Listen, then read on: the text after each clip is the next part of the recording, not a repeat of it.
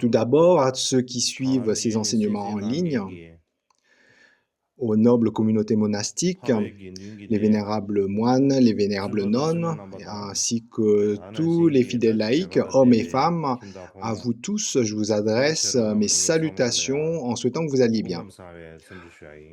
Aujourd'hui, avant de démarrer l'enseignement,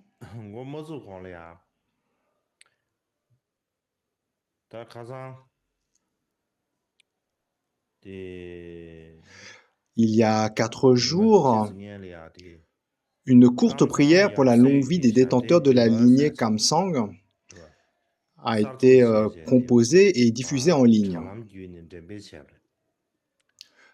Par conséquent, d'abord, je vais commencer par transmettre le lung de cette prière et puis je vais la commenter. Tout d'abord, le lung.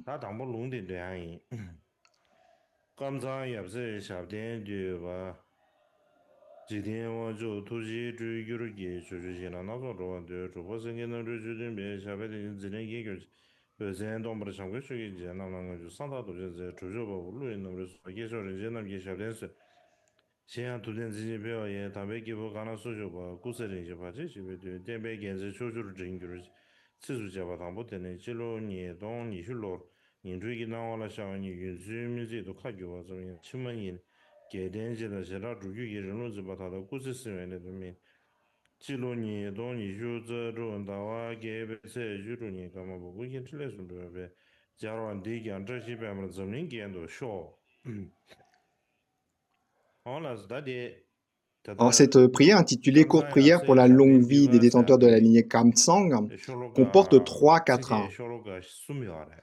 Concernant le premier quatrain, alors en 2020, un jour,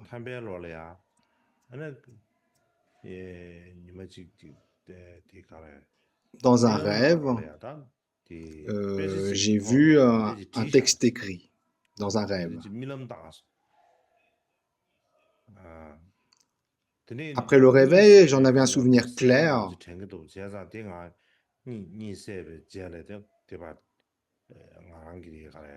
Je l'ai donc rédigé et gardé de côté. Ce n'était pas une prière de longue vie, plutôt une supplication, une supplique. Dans un premier temps, j'étais embarrassé de montrer ce texte. Je craignais que cela fasse prétentieux. Dans un premier temps, je l'ai montré à personne. Par la suite, je l'ai montré à quelques personnes de confiance, juste à un cercle très fermé. Cependant, récemment, j'ai senti qu'il y avait besoin d'une prière concise aux détenteurs de la lignée Kamsang. Pourquoi? Parce qu'habituellement, pour cela, on a cette prière Dechenchu Kolo Tarpa, etc. Donc c'est une prière qui seulement en un quatrain, et en dehors de celle-là, on n'en a pas d'autre. Cependant, cette prière, en dehors de simplement mentionner la lignée des détenteurs, elle ne mentionne pas explicitement ces détenteurs. Il fallait aussi que la prière ne soit pas trop longue, car sinon de nos jours, on ne pourrait pas la réciter. Donc une prière qui évoque explicitement les détenteurs tout en étant courte. Alors le premier quatrain de cette prière, elle vient du texte vu dans ce rêve en 2020. Et le texte a été agencé pour des raisons de nécessité et pour établir les connexions. Ensuite, concernant le deuxième quatrain de cette prière, alors dans ce deuxième quatrain,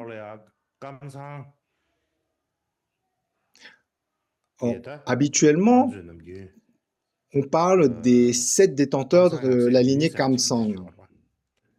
Le terme en tibétain, c'est les 7 pères et fils Kamsang, pour évoquer le fait que ces détenteurs, en fait, transmettent la lignée par un lien de maître à disciple, d'où l'expression père-fils.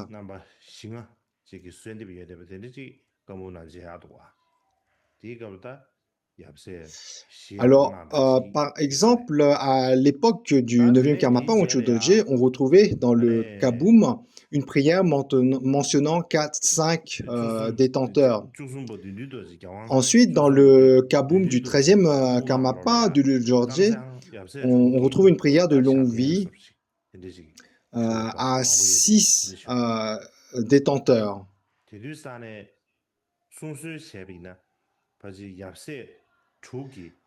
Dans cette prière sont évoqués successivement les 6 détenteurs. Non seulement ça, mais ensuite, par la suite, chacun de ces 6 détenteurs est décrit avec 3-4-1. Donc ça fait une prière assez longue, puisqu'il y a un 4-1 qui évoque l'ensemble des 6 détenteurs, et puis ensuite chaque détenteur a droit à 3-4-1. Dans cette prière, on évoque 6 détenteurs, notamment parce que le premier Jamgon Control Rinpoche n'était pas encore apparu. Alors, ensuite, la lignée est passée à 7 détenteurs de la façon suivante.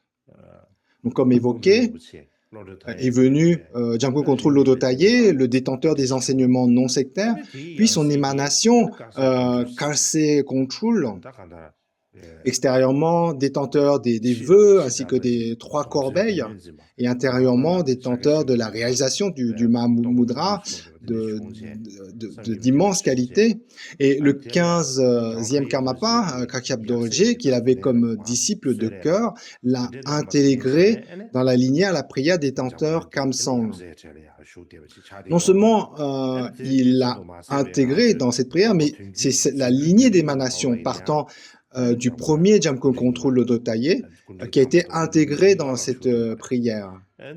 Et c'est ainsi que la lignée est passée à 7 détenteurs Karma Kamsang.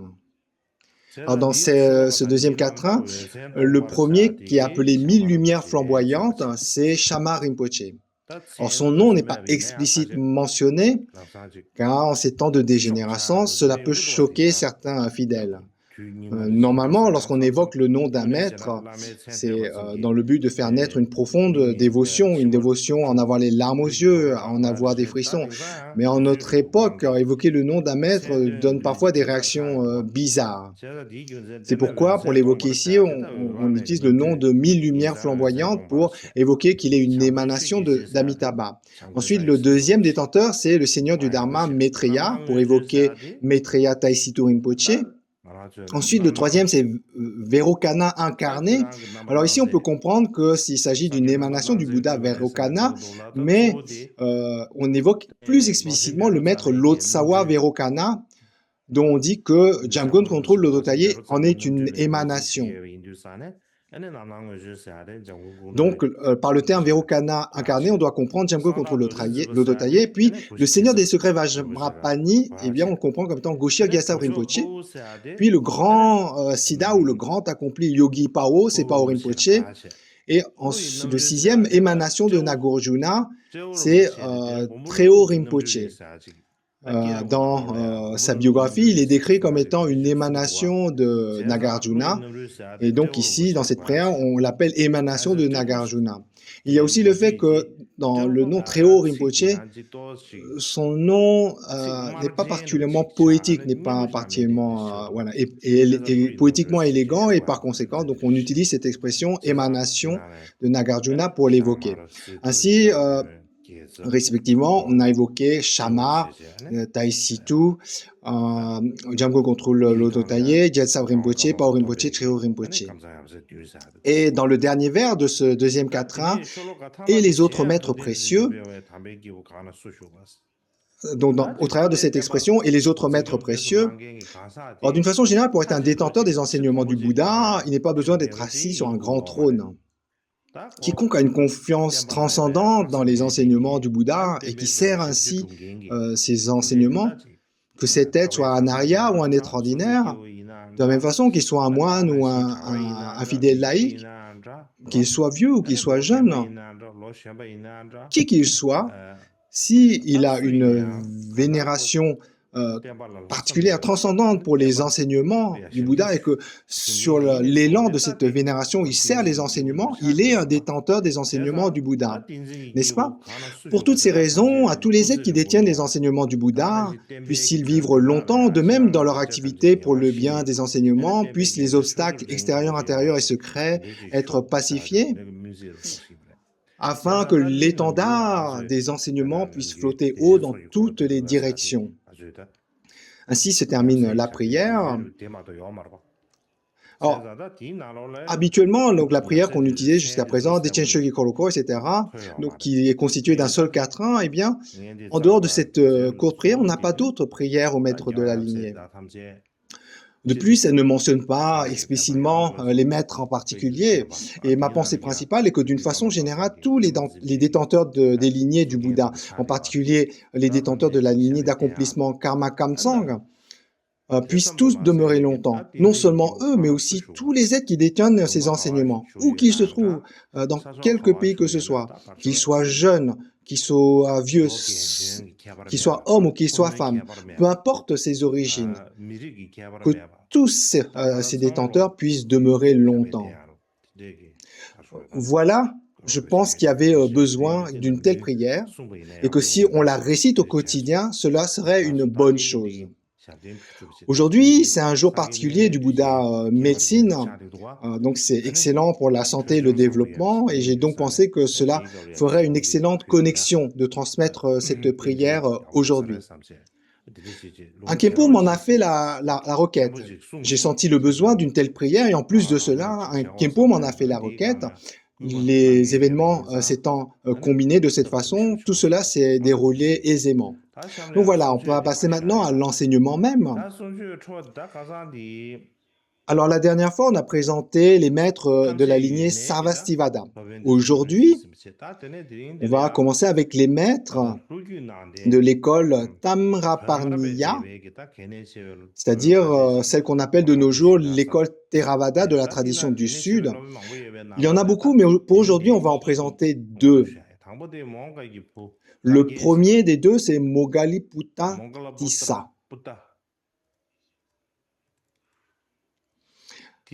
Alors, on le situe dans le IIIe siècle avant notre ère. Il fut le principal maître de l'empereur Ashoka. Alors, concernant son influence, selon les récits issus de la tradition du Sud, il présida le troisième conseil.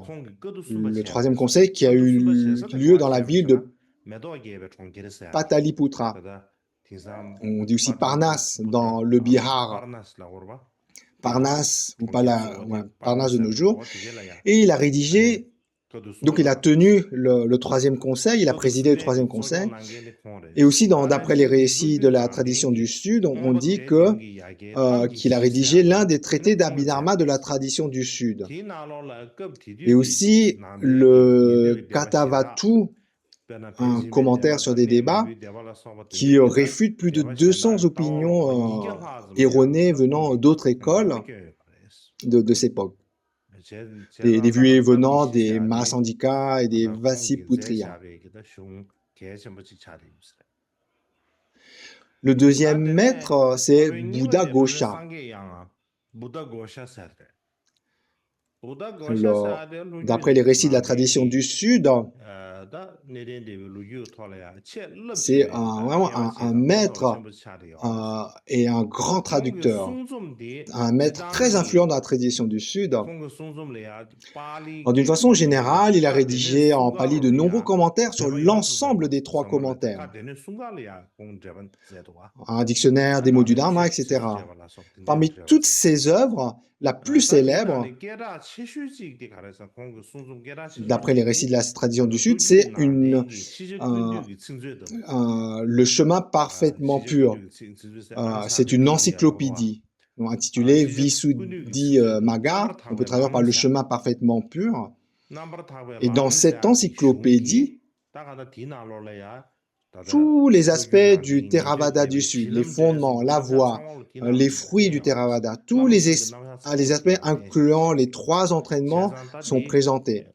C'est vraiment une œuvre très célèbre et il en est l'auteur.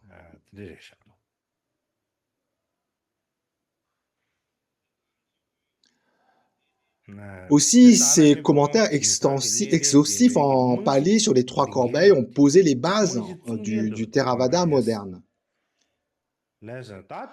Donc, donc voilà pour la présentation des maîtres fondamentaux de l'école Theravada de la tradition du Sud. Ensuite, je vais vous présenter aussi quelques autres maîtres célèbres. Tout d'abord, le maître Parshva. Alors son nom en sanskrit,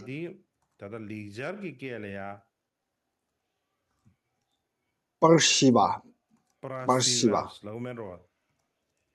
Quoi qu'il en soit, ça signifie côte. Alors pourquoi on lui a donné ce nom? Et parce qu'il restait toujours assis et il ne s'allongeait jamais sur le côté pour dormir. Donc on l'appelait Parsha, ça veut dire côte, comme les côtes à côté du corps, les côtes du corps. Alors, il est né, ce vénérable maître Parshva est né dans la région de Gandhara, au nord-ouest de l'Inde, probablement à l'époque du roi Kanishka, donc probablement entre le 1er et le 2e siècle de notre ère. Aussi, selon quelques descriptions de la lignée des patriarches du Bouddha, il y a en effet différentes descriptions, on en a parlé une année. Donc, parmi quelques descriptions de la lignée des patriarches du Bouddha, eh bien, il fut le 10e patriarche des enseignements.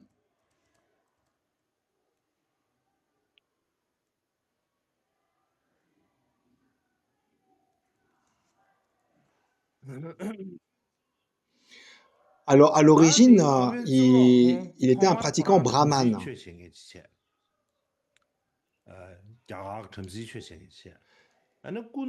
Et il était déjà âgé lorsqu'il entre dans les ordres bouddhiques au sein de l'école Sarvastivada. Et plus tard, il s'installa dans la région de Gandhara, où il diffusa largement le dharma.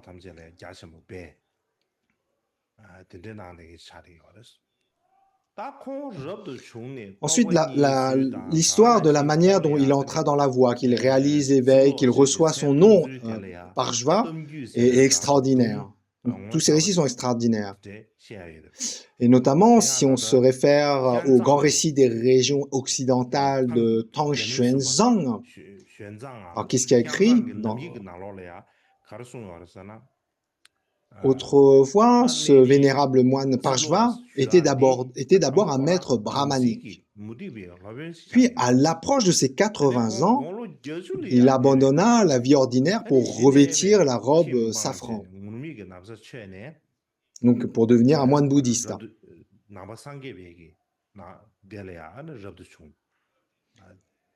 Ceci se faisant, les jeunes des lieux, tous les jeunes qui avaient dans les environs, se moquèrent de lui, le raillèrent, le critiquaient. Pourquoi? Parce que, donc, il disait, « Vieillard stupide, comment peux-tu être si faible d'esprit ?» Un moine bouddhiste, il a deux devoirs. Le premier, c'est de pratiquer la méditation. Le deuxième, c'est de réciter les Écritures. Tu es devenu si vieux que tu ne peux faire ni l'un ni l'autre. Tu ne peux ni réciter, ni méditer. Comment espères-tu progresser? En fait, tu adoptes la vie d'un moine solitaire juste pour te remplir le ventre par la mendicité. À part cela, tu ne sais rien faire d'autre. Donc c'est en ces termes que les jeunes le raillaient, le critiquaient. Donc, entendant de telles railleries, le vénérable Parshva prit un engagement en public. Il prit le vœu en public que si je ne maîtrise pas parfaitement les enseignements des trois corbeilles, si je ne me débarrasse pas de tous les désirs des trois mondes, de manière à acquérir les 6 pouvoirs surnaturels et atteindre les 8 libérations, je ne m'allongerai pas pour dormir. Je ne laisserai jamais mes côtes toucher une natte. Et par la suite, avec acharnement, il travailla, médita jour et nuit. Même lorsqu'il ne marchait pas, même lorsqu'il était assis,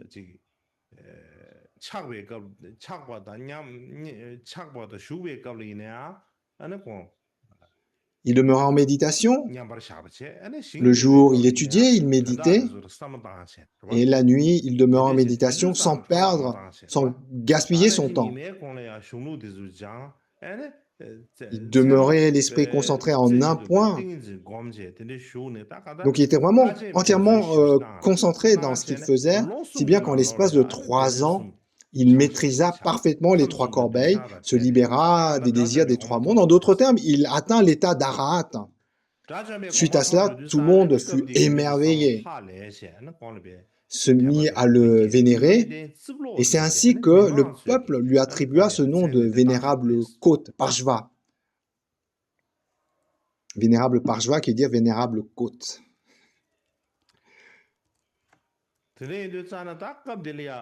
Alors, dans les récits de Chunzang, il indique que ce maître, à l'approche de 80 ans, entre dans la voie bouddhiste. Cependant, dans le grand commentaire sur la Prajnaparina en 100 000 versets, donc ce texte existe en chinois et on doit dire que son auteur est Nagarjuna. Dans ce texte est mentionné que le vénérable Parshva est entré dans la vie monastique à l'âge de 60 ans. C'est pourquoi les experts de nos jours disent qu'il est plus probable qu'il soit entré dans la vie monastique à 60 ans.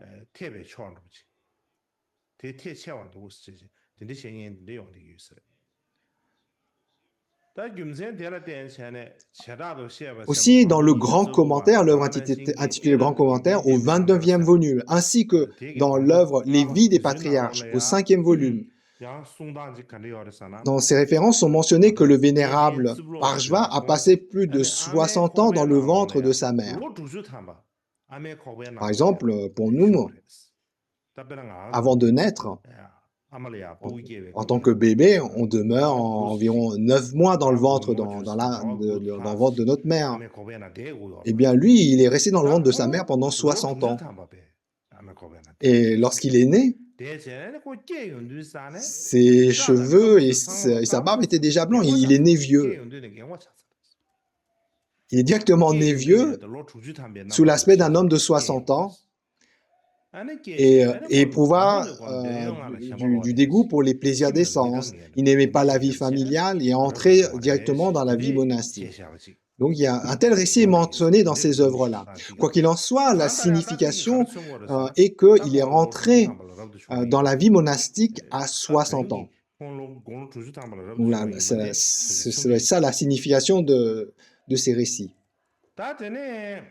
Alors, concernant ces œuvres, ces activités, ces œuvres, alors, le vénérable Parshva apparu vers la fin de la période où les écoles Shravaka étaient en plein essor. À cette époque-là, de nombreux érudits bouddhistes défendaient chacun leur propre point de vue, ce qui donna lieu à de nombreux débats. Il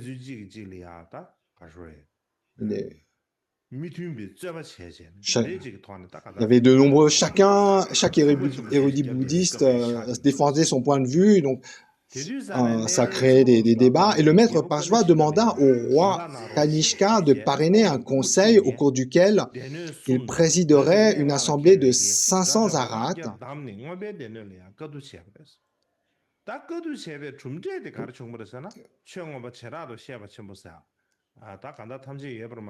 Et notamment afin de compiler l'Abhidharma.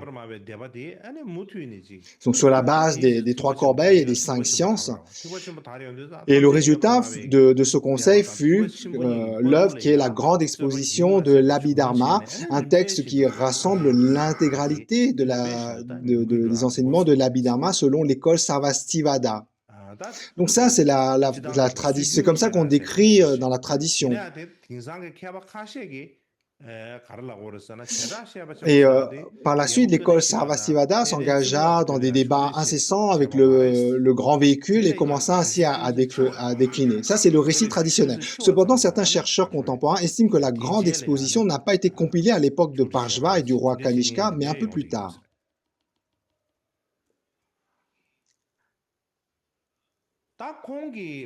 L'œuvre la plus célèbre qu'aurait rédigée le vénérable Parshva s'intitule « Les instructions sur les 4 agamas ».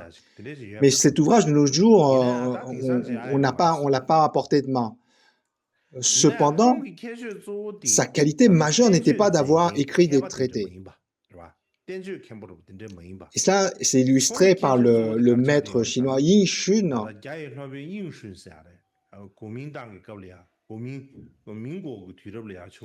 Alors, ce maître chinois Yin Shun, à propos du vénérable Parshva,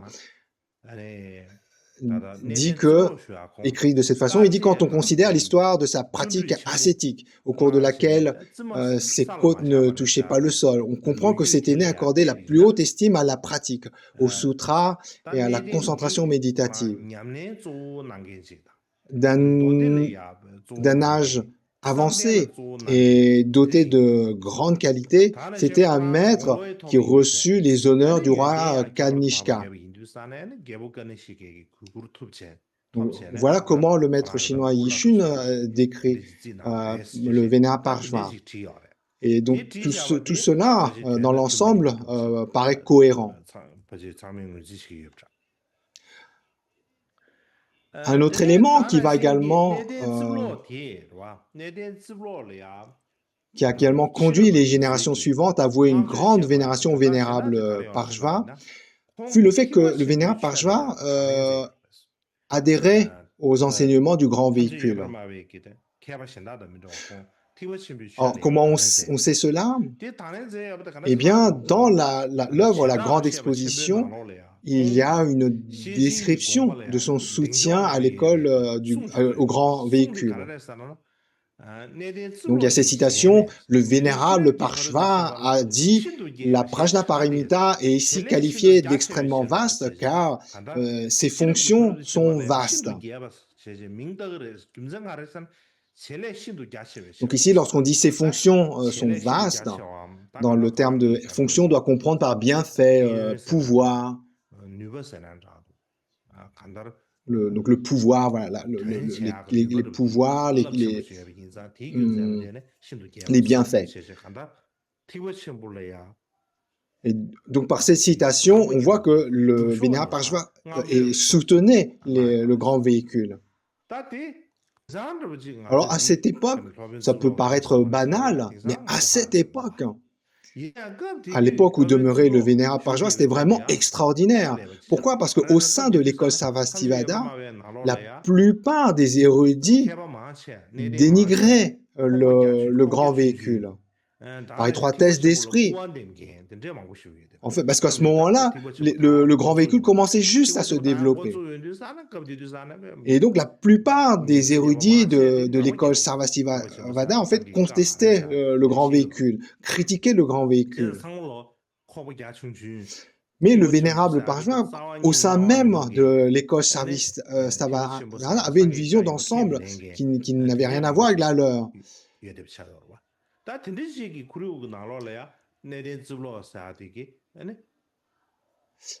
Et en effet, certains érudits affirment que le vénérable Parshva apparaissait extérieurement comme un Shravaka, un auditeur, mais se consacrait intérieurement à la pratique d'un bodhisattva.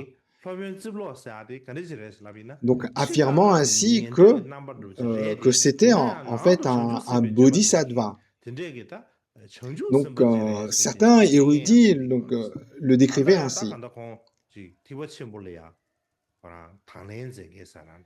Quoi qu'il en soit, donc c'était un grand maître qui était en fait dans le courant, dans le soutien des idées du courant du grand véhicule. Donc voilà pour le maître Parshva. Ensuite, on va décrire le maître Ashvagosha. Taeyang en tibétain, en sanskrit Eshvagosha. Le sens de son nom, c'est, donc en tibétain on dit Taeyang, qu'on peut traduire par voix de cheval.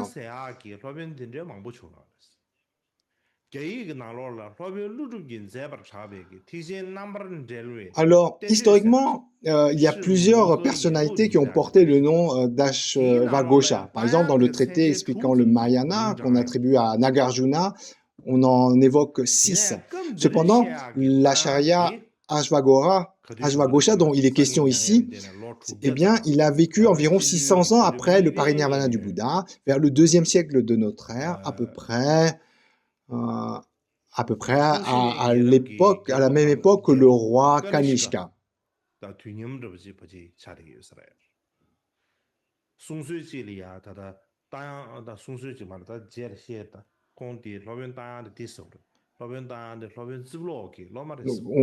on dit aussi que Ashvagosha était un disciple de Parshva. Il était né, le maître Ashvagosha était né dans la région centre de l'Inde, près de Shravasti, dans une localité appelée Saketa. Il était d'une famille brahmane, il était versé dans les domaines non bouddhistes comme les Védas. Il avait une formation approfondie dans le débat. Et il a laissé notamment un héritage extraordinaire dans les domaines de la poésie, de la musique, ce qui lui a valu une renommée universelle en Inde.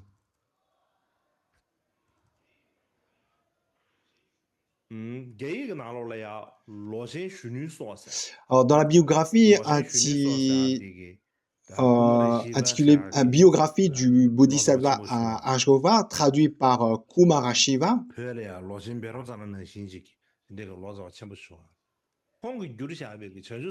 alors dans cette biographie, il est décrit que le maître Ashvagosha, dans un premier temps, fréquenta des écoles non bouddhistes. Il était très versé dans la philosophie, très expert en philosophie. Et il était tellement habile que il disait au maître bouddhiste, si vous êtes capable de débattre avec moi, eh bien frappez le Gandhi. Gandhi, c'est un long morceau de bois qu'on frappe pour convoquer la communauté monastique, la Sangha. Si par contre vous êtes incapable de débattre avec moi, vous n'êtes pas digne de frapper le Gandhi et de recevoir des offrandes par les bienfaiteurs. Donc il a menacé ainsi la communauté mastique. Et comme il était tellement fort en débat que, eh bien, aucun moine bouddhiste n'a osé utiliser le Gandhi pour convoquer la Sangha. C'est alors par la suite que le vénérable Parshva se rendit dans un monastère d'Inde centrale, dans ce monastère central. Et donc, dans le monastère, il se demande pourquoi on ne frappe pas au Gandhi. Donc, normalement, dans un monastère, à l'époque, à chaque fois on convoque la communauté, c'est comme de nos jours, on sonne le gong. À l'époque, c'était le Gandhi, ce long morceau de bois qu'on appelle Gandhi. Et là, il entend jamais. Et là, le vénérable Parshva demande aux moines pourquoi, ici, dans ce monastère, on ne sonne pas le Gandhi. Et là, donc, les moines lui expliquent que c'est à cause de Ashvagosha, qui les a menacés.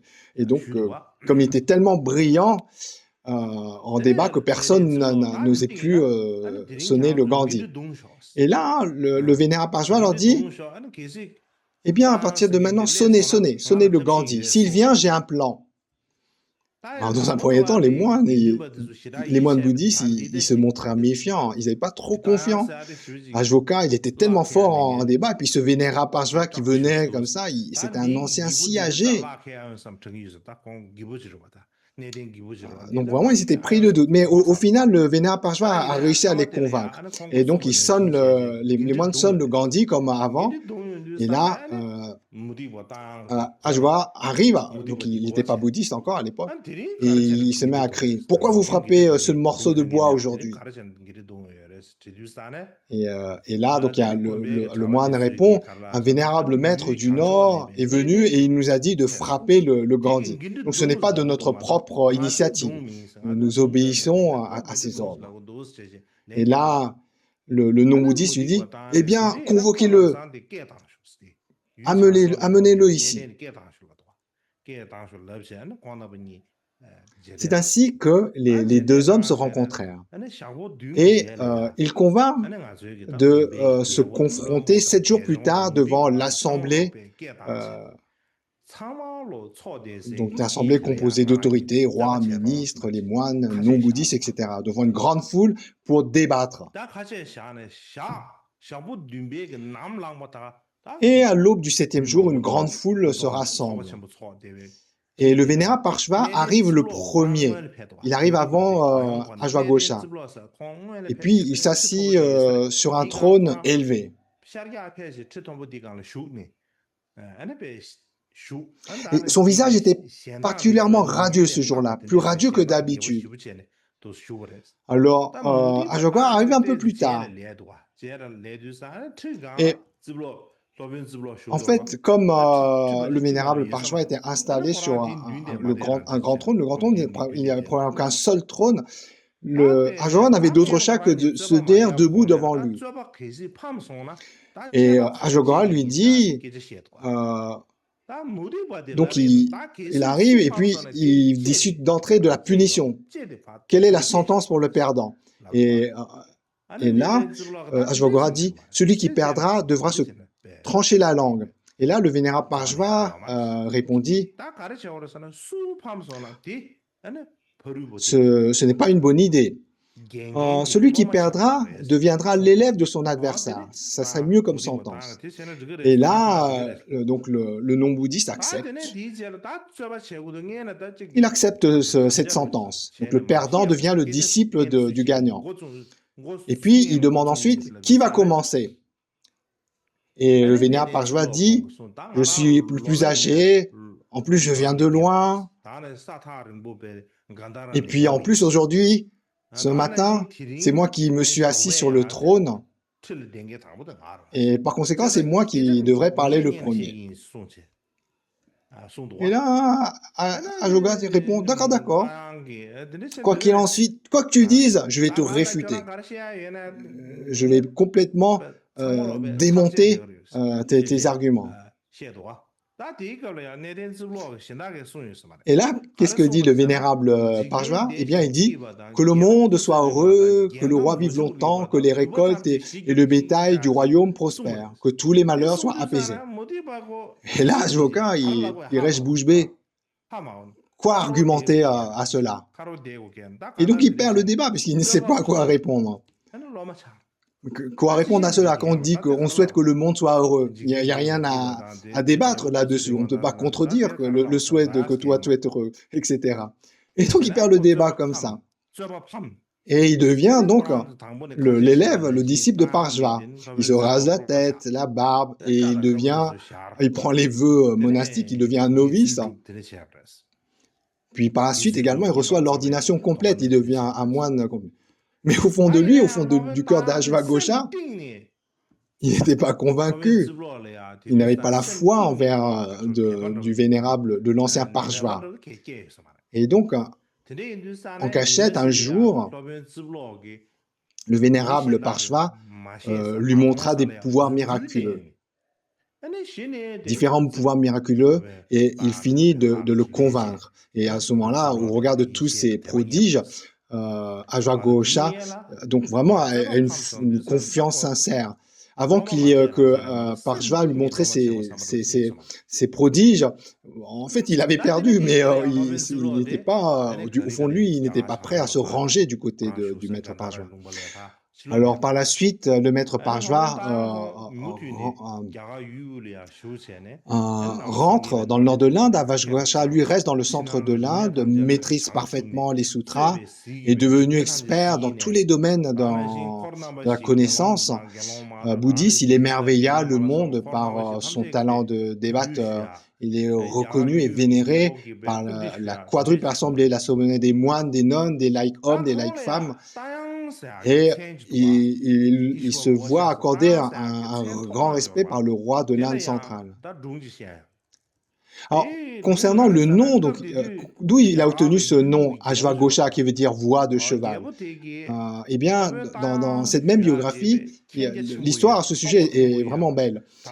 Le roi d'Inde central constata qu'Ashwagosha possédait un savoir immense, une réalisation spirituelle exceptionnelle, une telle maîtrise dans l'explication du dharma qu'il pouvait discipliner aussi bien des êtres humains que les non-humains.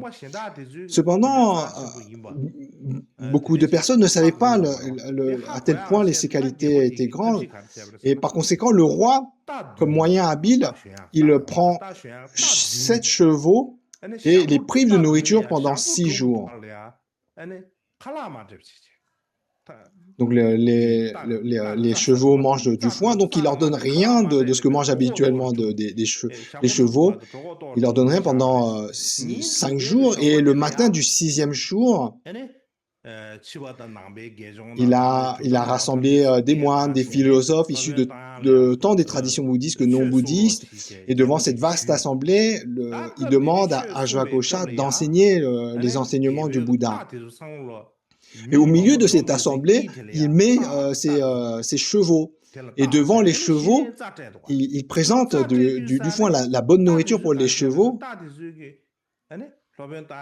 Mais pendant que Ashwagosha enseignait le dharma, eh bien, même les chevaux écoutaient, ils ne mangeaient pas. Ils écoutaient avec les larmes qui coulaient, sans penser à la nourriture, alors qu'elle était devant Et donc, l'assemblée, voyant cela, ils étaient tous émerveillés, parce qu'ils se disent, ce maître Ashwagosha, ce n'est pas seulement un enseignement exceptionnel pour les humains, mais même les chevaux arrivent à le comprendre.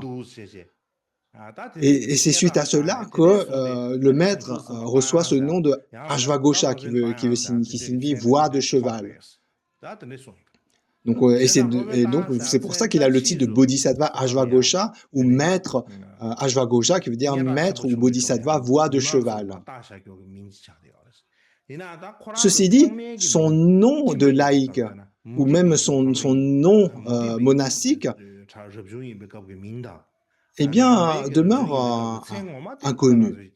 On ne connaît que son nom de voix de cheval, Ashwagosha. Par la suite, le maître Ashwagosha voyage, il se rendit dans le nord de l'Inde, il diffusa largement les enseignements du Bouddha. Il savait habilement propager le dharma par différents moyens opportuns, tels que la poésie, la musique. Et le roi Kanishka lui témoigna également une vénération et des éloges sans limite, notamment en l'honorant sous le nom de soleil de vertu. Alors, concernant ce maître Ashwashoka, concernant ses œuvres, donc on lui attribue beaucoup d'œuvres. Selon la tradition, le maître Ashwagosha aurait composé un grand nombre de textes, mais très peu ont survécu jusqu'à nos jours. Alors, parmi ses œuvres figurent à la fois des traités bouddhistes, mais aussi des œuvres littéraires. Et, notamment d'un point de vue historique, Ashwagosha est surtout réputé pour ses contributions littéraires. Par exemple, dans le canon bouddhiste chinois, concernant dans la littérature tibétaine, je n'ai pas encore eu le temps de voir combien il y avait d'ouvrages, mais dans le canon bouddhiste chinois, on recense notamment 8 textes principaux attribués à Ashwagosha. De ces 8, 4 sont des traités du grand véhicule et les 4 autres du véhicule fondamental. Alors, les traités du grand véhicule sont le traité sur l'éveil de la foi dans le grand véhicule, 2. Ta Zong Di Xue Wen Ben Lun, puis le sutra sur la question du Nirganta concernant le non-soi, puis les 50 versets sur la dévotion au maître.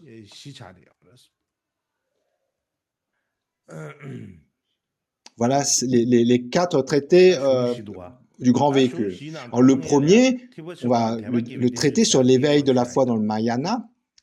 Donc, à ce propos de ce premier traité, Alors, parmi les spécialistes contemporains, il y a un débat intense quant à savoir si l'identité réelle de l'auteur des textes. Enfin, donc, il y a d'une façon générale un débat intense sur les textes qui sont attribués à Ashwagosha. Et au XXe siècle, des chercheurs bouddhistes japonais ont remis en question le fait que l'auteur et le traducteur du traité sur l'éveil de la foi dans le grand véhicule soient respectivement Ashwagosha et Paramartha. Alors, la plupart soutiennent que ce texte n'a pas été composé par Ashwagosha et ils soutiennent même que ça n'a pas été non seulement que ça n'a pas été composé par Ashoka, mais même pas par un érudit indien, mais qu'il s'agit plutôt d'un texte rédigé avec comme nom d'emprunt Ashwagosha par un érudit chinois. Et aujourd'hui, il est pratiquement admis dans la communauté scientifique internationale que ce texte n'est pas l'œuvre d'Ashwashoka. Cependant, ce texte est très célèbre en Chine. C'est un texte qui est considéré comme très important. Aussi, d'après un chercheur japonais, même si on admet que le traité sur l'éveil de la foi dans le grand véhicule a été composé par un certain Ashwagosha, eh bien, ce Ashwagosha, ce n'est certainement pas l'Ashwagosha en question, celui de l'époque du roi Kanishka. La raison est que la pensée sous-jacente à ce texte combine des notions philosophiques sur la nature de Bouddha ainsi que celles sur l'école de l'esprit seul.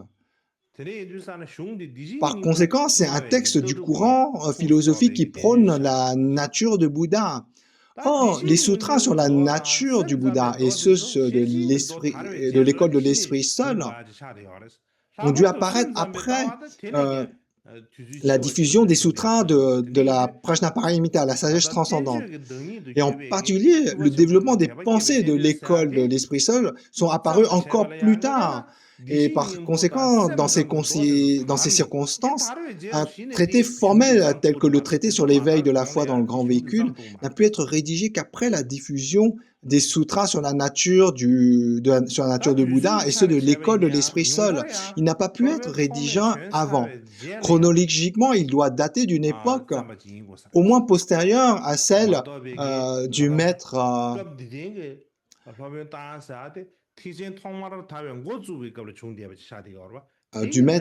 Ashanga, ce qui rend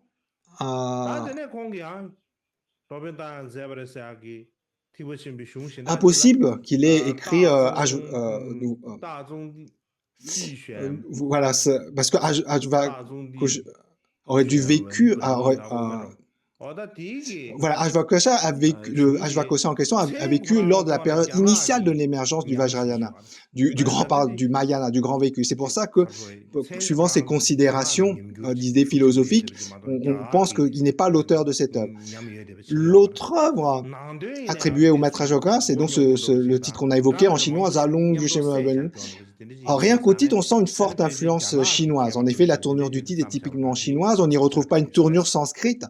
De plus, son contenu semble chaotique. Il rassemble, et ça ressemble à un mélange d'éléments hétéroclites. Tout cela fait qu'on considère également que cette œuvre a été probablement rédigée par un érudit chinois. Quant à l'œuvre, les 50 versets sur la dévotion au maître, la traduction en chinois indique que l'auteur est Ashwagosha. Ce texte, nous l'avons commenté au cours de ces dernières années. C'est un ouvrage imprégné de notions sur la nature de Bouddha.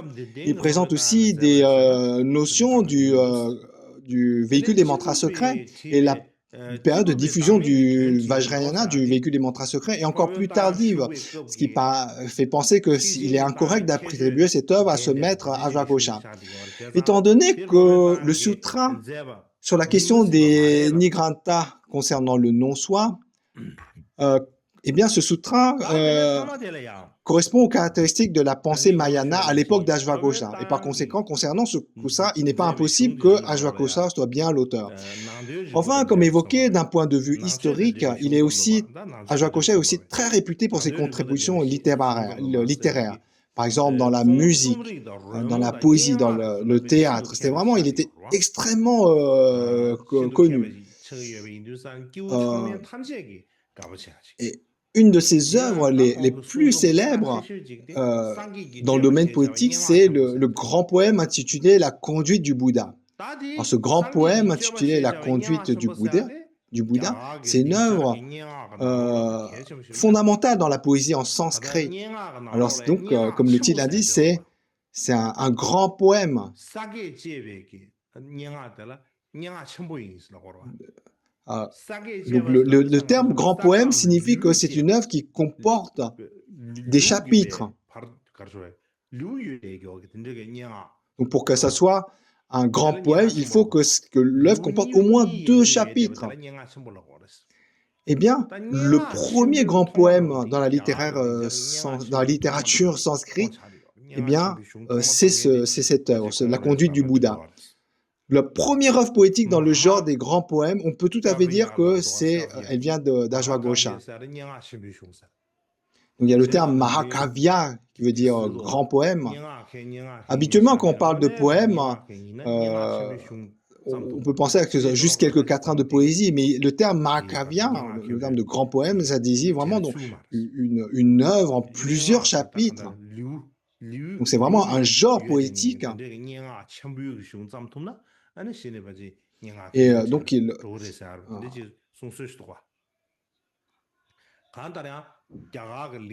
quoi qu'il en soit, dans la littérature sanskrite, la première œuvre du genre des grands poèmes, eh bien, elle est attribuée.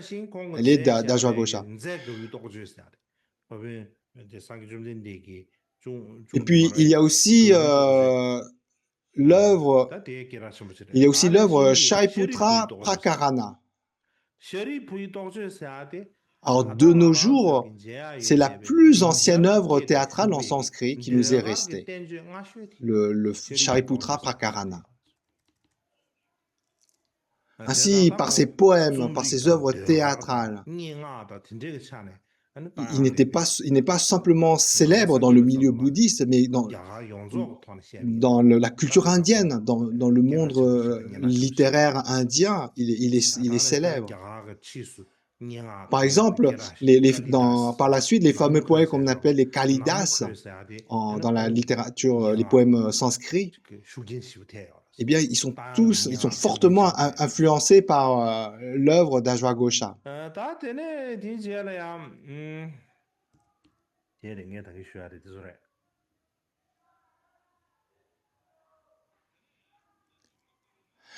Alors, le maître Jonampa Taranatha, dans son œuvre L'origine du bouddhisme en Inde, il dit que Ajwagosha, Matitita et Aryasura sont une même personne, 3 noms différents pour une même personne.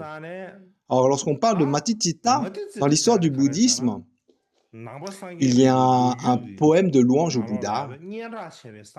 On dit, considéré comme la reine des louanges au Bouddha.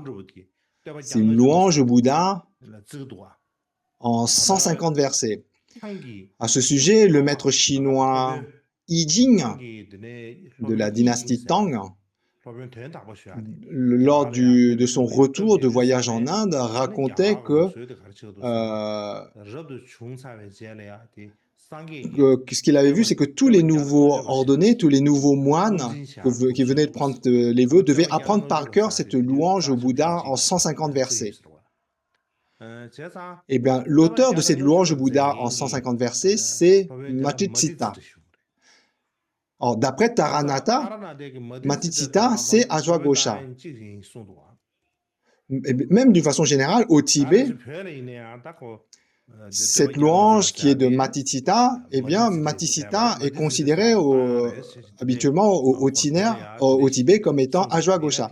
Et de nos jours, beaucoup de chercheurs disent qu'il n'y a pas assez de preuves pour affirmer que Ajwagosha et Matitita soient une même personne. Aussi, beaucoup de chercheurs contemporains, d'après beaucoup de... Donc, l'auteur du Jatakamala, d'après beaucoup de chercheurs contemporains, l'auteur du Jatakamala, qui est Aryasura, Pao en tibétain. Alors, Aryasura, l'auteur du Jatakamala,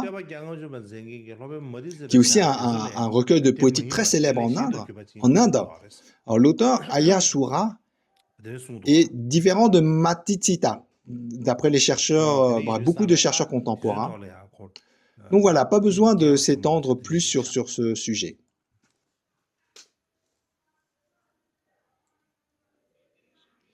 Ensuite, présentons quelques maîtres de l'école Sotantrika.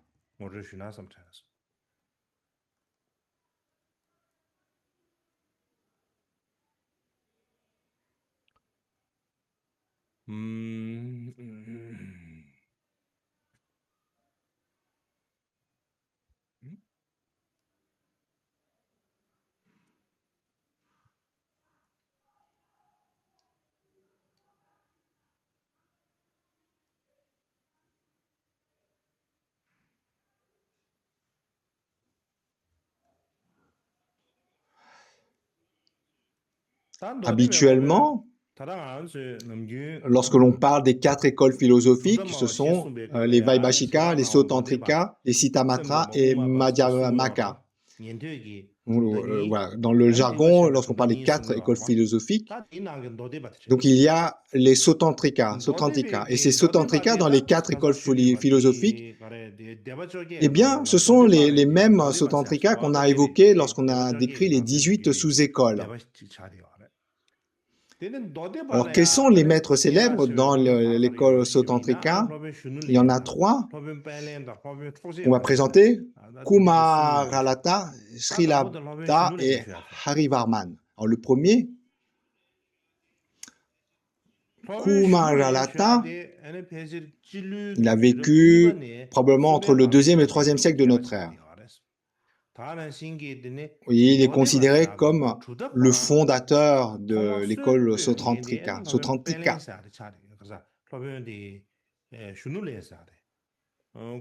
Kumaralata. Dans les écrits de Tangshenzong, les grands récits des régions de l'Ouest,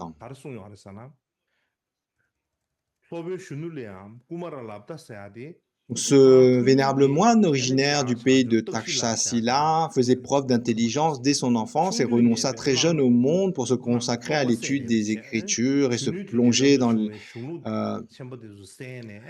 les enseignements. Chaque jour, il récitait 32 000 mots, il est consigné par écrit. Il se distinguait par son érudition parmi les savants de son époque et jouait d'une grande réputation. Il défendait le dharma authentique et réfutait les opinions erronées dans ses brillants débats. Il était réputé pour cela. Donc, il avait cette réputation de pouvoir trancher toutes les questions dans les débats. Il n'y avait pas une question à laquelle il ne pouvait répondre. Il était grandement estimé dans les 5 régions de l'Inde. Dans ses écrits, il y a plusieurs dizaines d'ouvrages qui étaient tous des ouvrages populaires, qui étaient étudiés par tous les érudits. Il fut le fondateur de l'école Sotantrika. À son époque, on disait qu'à l'est, il y avait Ashvagosha, au sud Deva, à l'ouest Nagarjuna, et au nord, c'était Kumaralata. Donc on parlait ainsi des 4 soleils. Donc on connaît la renommée de Nagarjuna, de Ashvagosha. Eh bien, lui également était à la hauteur de ses grands maîtres. Et entendu parler de la renommée de Kumaralata. Donc un roi est venu attaquer le pays de Taksala pour le capturer, pour l'amener dans son royaume, et par respect pour ce maître, il lui a construit un monastère pour que les gens puissent venir le vénérer. Et aussi, donc, dans les origines du bouddhisme en Inde de Taranatha, donc, est évoqué ce maître à l'origine des Sotantrika. Alors, il a notamment comme œuvre une œuvre intitulée un rosaire d'exemples, ornement des sutras. Alors, en chinois, il a été traduit par le grand traducteur Kumarajiva. Cependant, dans le colophon, le traducteur dit que l'auteur est Ashvaghosha, c'est clairement écrit. Cependant, par la suite, au XXe siècle, dans la région de Xinjiang en tibétain, Xinjiang, non c'est Xinjiang, donc c'est une région où il y a les Ouïghours, on a retrouvé des fragments en sanskrit de ce texte. Et dans ces fragments en sanskrit, là cette fois, dans le colophon, il est clairement mentionné que l'auteur est Kumaralata. Aussi, de nombreux chercheurs contemporains disent que puisque ce texte évoque un roi nommé Rudramdalman, donc on évoque ce roi, Rudramdalman, et ce roi, il est situé entre 120 et 150 de notre ère, 120-150 de notre ère. Il a vécu environ 150 ans après Ashvaghosha, ce qui fait que ces chercheurs pensent qu'il n'est pas possible qu'il soit l'auteur de cette œuvre. Donc c'est considéré comme un indice qui n'est pas l'auteur. Que Ashvaghosha n'est pas l'auteur de cette œuvre.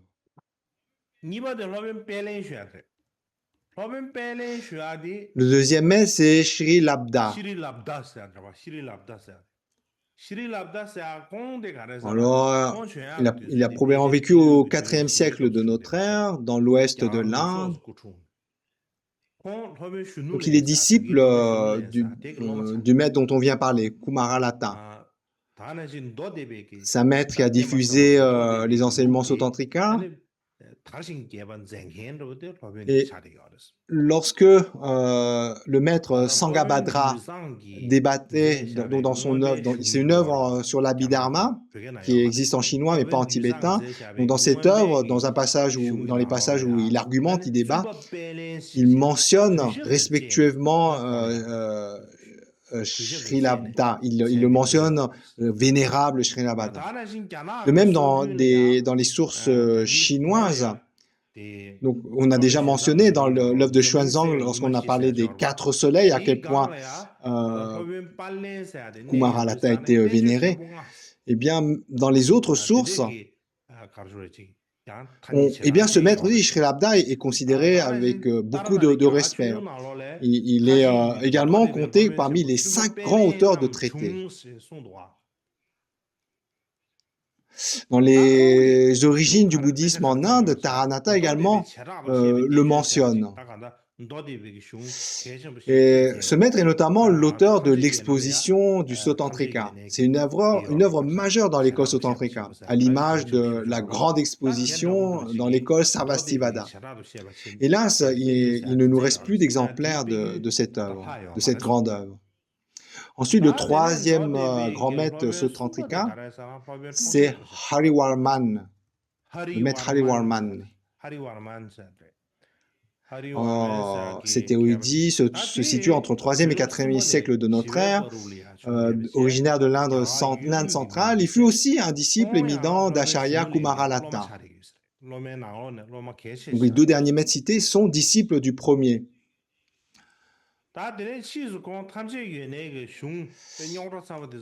Alors, par la suite, il est un peu rebuté par la complexité des textes du Sarvastivada et il se rend à Paliputra où il étudie les textes Mahasandhika ainsi que les sutras extensifs du grand véhicule et il rassemble l'essence de tous ces textes du véhicule fondamental ainsi que du grand véhicule dans le Satya Siddhi Sastra.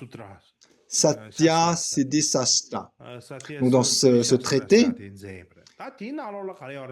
eh bien, se trouvent combinés les points de vue Sotantrika ainsi que ceux du Mahasandika et du grand véhicule. Ce texte, en fait, réfute le Sarvastivada. Son texte acquit par la suite une grande notoriété, notamment dans la ville de Pataliputra. Par la suite encore, il a été traduit en chinois.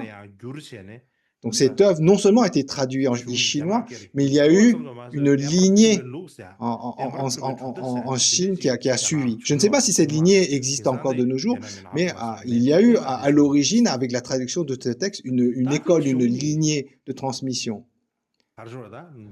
Et cette œuvre est très importante pour étudier la pensée Sotantrika. La raison est qu'en tibétain, on n'a pas tous les textes de la tradition Sotantrika. Alors, ce texte, le Satya Siddhi Sastra, il nous rassemble à toute la pensée Sotantrika, mais des érudits Sotantrika ont par leurs commentaires éclairé ce texte, ont commenté des citations de ce texte, etc. Et il y a eu donc tout autour une littérature Sotantrika. Alors qu'au Tibet, à la fois, il manque les textes et également des érudits Sotantrika sont rares. Voilà, ensuite, on a aussi à présenter les maîtres Skandila, Vasubandha et Sanghabhadra. Mais pour aujourd'hui, on va en rester là, je pense. Cela sera pour une prochaine fois, l'année prochaine. Autrement, le texte va faire obstacle. Il reste encore 5-6 pages de texte à décrire. Et on n'a pas besoin de les apporter. Ça sera pour l'année prochaine. Cette année, les enseignements d'été ont bien débuté, comme prévu. Vers la fin, en raison de tâches imprévues, il y a eu 2 sessions qui ont manqué.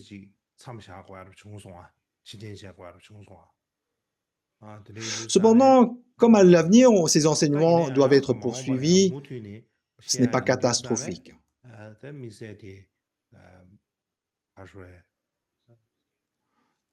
On peut faire avec.